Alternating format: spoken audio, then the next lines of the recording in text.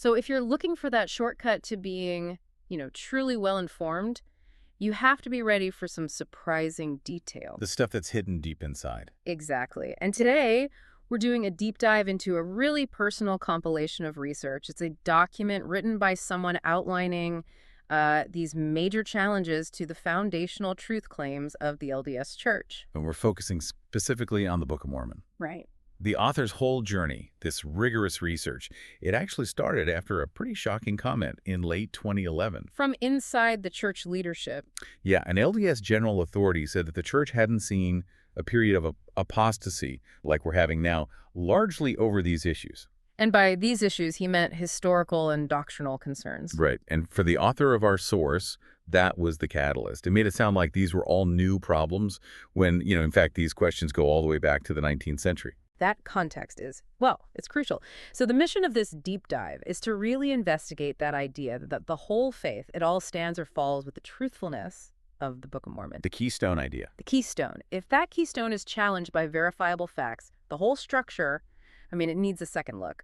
So let's unpack the core challenges that are raised against this foundational text. And we should probably start right inside the text itself. Yes, let's start there. Specifically, its relationship with the English Bible, the King James Version, or the KJV.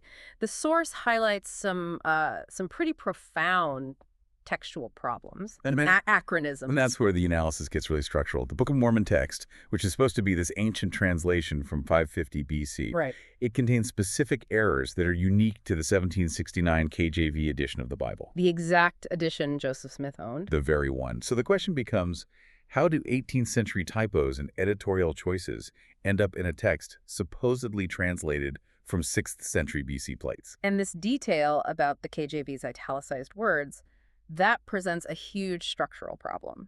A huge problem. Because these words, they weren't in the original Hebrew or Greek. They were added by 17th century translators just to make it easier to read in English. And yet those same editorial additions appear word for word in the ancient Book of Mormon narrative.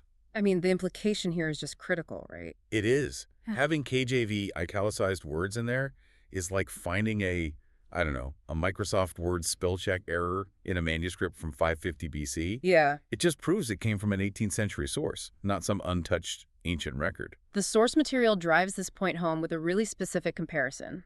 Isaiah 9.1 from the KJV. Versus 2 Nephi 19.1 in the Book of Mormon. And the Book of Mormon quotes it almost verbatim, italics and all, but then it adds something else. It throws in the phrase Red Sea. Which is geographically impossible. Completely. The Red Sea is 250 miles away from the area Isaiah is talking about, and more importantly, the word red isn't in any of the original Hebrew manuscripts. So if the Book of Mormon is the most correct book, as the sources note, why does it have biblical passages with mistakes that Joseph Smith himself felt he needed to fix later? That's the intellectual dilemma, isn't it? It is. The source points out that Christ's Sermon on the Mount, which is in 3 Nephi, uses the incorrect KJV version. The very same version Joseph Smith later identified as needing prophetic correction in his own inspired translation of the Bible, the JST. So, by Joseph Smith's own revelation, the Book of Mormon contains an error. Which creates this direct internal contradiction. Which prophetic text do you believe? Yeah, which one takes precedence? Exactly. The simplest explanation for all these textual issues is that the Book of Mormon was produced in the 19th century using the English sources that were available at the time. Not a translation of ancient gold plates. It seems that way. So if we step outside the text for a minute, what does the external science, the hard evidence, tell us about these claims of massive ancient civilizations in the Americas? Well, that immediately brings up the DNA issue, the question of origins. Right. Modern DNA analysis has, it's pretty conclusive.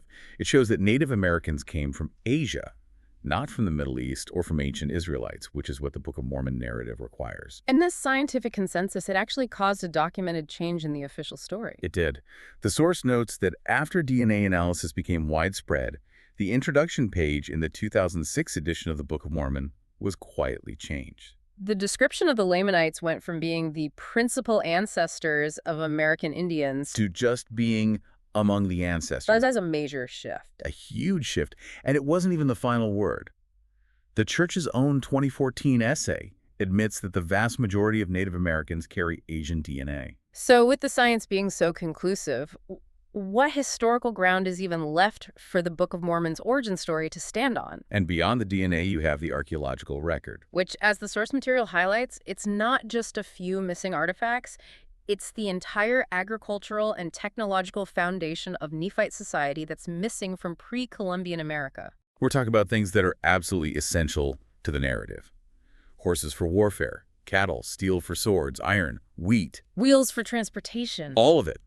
Their presence in the book is a direct conflict with established archaeological timelines for the Americas. And maybe the most devastating challenge is just the complete lack of physical remains. Especially for the scale of the narrative. Think about the massive battles of the Hill Cumorah. The final conflict supposedly claimed at least 230,000 Nephite, lives around 400 AD. And the sources confirm that after all this time, there are no significant deposits of bones or chariots or weapons or armor. Nothing has ever been found at that site. Nothing. And you have to listen to this quote from Thomas Stewart Ferguson. He was the founder of BYU's own archaeological organization. Oh, sure. After 17 years of church-funded searching, he was forced to conclude, and I'm quoting, "You can't set Book of Mormon geography down anywhere because it is fictional and will never meet the requirements of the dirt archaeology." 17 years, funded by the church. And that was his conclusion. It's hard to overstate the impact of that. It really is. And yet, when you look at the names in the Book of Mormon, they seem strangely connected to Joseph Smith's own neighborhood. This is what the source calls the local geography coincidence. And it's fascinating. When you compare maps, you see major Book of Mormon names like Kishkumen and Morianton. And are just strikingly similar to local places near his home, like Kiskiminetas and Moraviantown in New York and Pennsylvania. And what really seals the deal is the treasure hunting connection. The Hill Cumorah, or Cumorah as it was spelled in the 1830 edition, and the Angel Moroni. Yeah. They share names with the African island Cumorah and its capital Moroni. And these places were featured heavily in local Captain Kidd pirate and treasure hunting stories that were popular in 19th century New England. The exact world Joseph Smith grew up in. The whole worldview of buried treasure and second sight was it was everywhere in his environment. Which leads us right into the next question. What about contemporary literary sources? Were there books available to him that had these exact same themes? Yes, and the most prominent example, the source details, is a book called View of the Hebrews. View of the Hebrews. Published in 1823 in Vermont. And this is really significant because Oliver Cowdery, one of the three main witnesses to the Book of Mormon, he lived in that town. So he was right there. He was a member of the author's congregation right when the book came out. So you have a direct physical link between a key Book of Mormon figure and a book that lays out almost the exact same ideas. The thematic parallels are, they're undeniable. Hebrews traveling to the New World. A civilized group versus a barbarous group. The idea that American Indians were descendants of Hebrews, the use of sacred artifacts like breastplates and the Urim and Thummim, it's all there. Wow. The LDS scholar B.H. Roberts, he researched this privately, and he concluded that the similarities are so strong they constitute a serious menace to Joseph Smith's story of the Book of Mormon's origin. That's coming from a believing scholar. That changes everything. It does, and there's another surprising one. A children's textbook from 1812 called The Late War. A children's book. Yeah, and it used that formal King James style to teach American history. Yeah. And the source notes it has verbatim phrases that show up later in the Book of Mormon. Like what? Phrases like curious workmanship, the idea of a stripling soldier, the rod of iron, and war stories about righteous Indians versus savage Indians fighting at fortified hills. It's just, it's all there, the language, the themes. It suggests the 19th century literary environment was perfectly capable of producing the Book of Mormon text. Okay, so let's move from the sources to the process, the actual translation itself. Because one of the most startling recent admissions completely changes that story, doesn't it? The shift in the narrative has been stark.